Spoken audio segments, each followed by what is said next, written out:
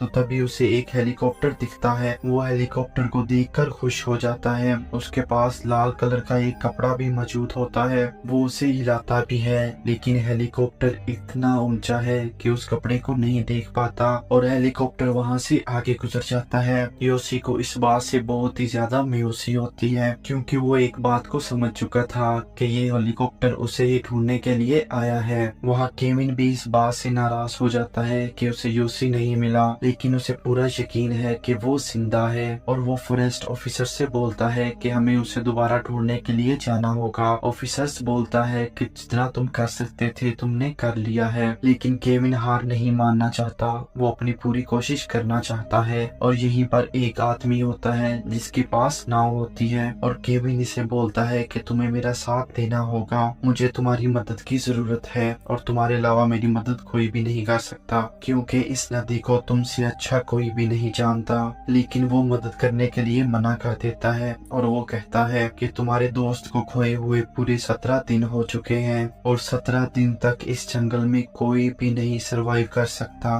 Kevin कहता है कि मैंने जिंदगी में कभी भी किसी के आगे हाथ नहीं फैलाए, लेकिन मैं तुमसे मदद की भीख मांगता हूँ। और वो आदमी केविन के जज्बे को देखकर उसकी मदद करने के लिए तैयार हो जाता है। वहीं जंगल में ये दिखाया जाता है कि यूसी अब पूरी तरह से टूट चुका है। जब वो पूरी तरह से टूट चुका होता है तभी उसे जंगल में एक लड़की दिखती है। ये आदिवासी लड़की है और उसे देखकर वो पूरी तरह से हैरान हो जाता है, क्योंकि उसने इतने दिनों बाद किसी इंसान को देखा है। लेकिन ये लड़की इंग्लिश नहीं बोल सकती, यानी कि ये दोनों बातें नहीं कर सकते। और साथ ही साथ ये लड़की बहुत डरी हुई होती है और यूसी उसे कहता है कि तुम्हें डरने की जरूरत नहीं है, मैं तुम्हारी मदद करूंगा। और उस लड़की को भी यूसी पर एतमाद हो जाता है। यूसी उसे सोने के लिए अपना ब्लैंकेट भी देता है ताकि वो अच्छे से सो सके, और खुद वो पूरी रात पेड़ के नीचे सोता है। यूसी के दिल में अब एक सेटिस्फेक्शन है कि कम से कम उसके साथ कोई इंसान तो है। और अगले दिन वो अपना सफर उसी आदिवासी लड़की के साथ स्टार्ट करता है।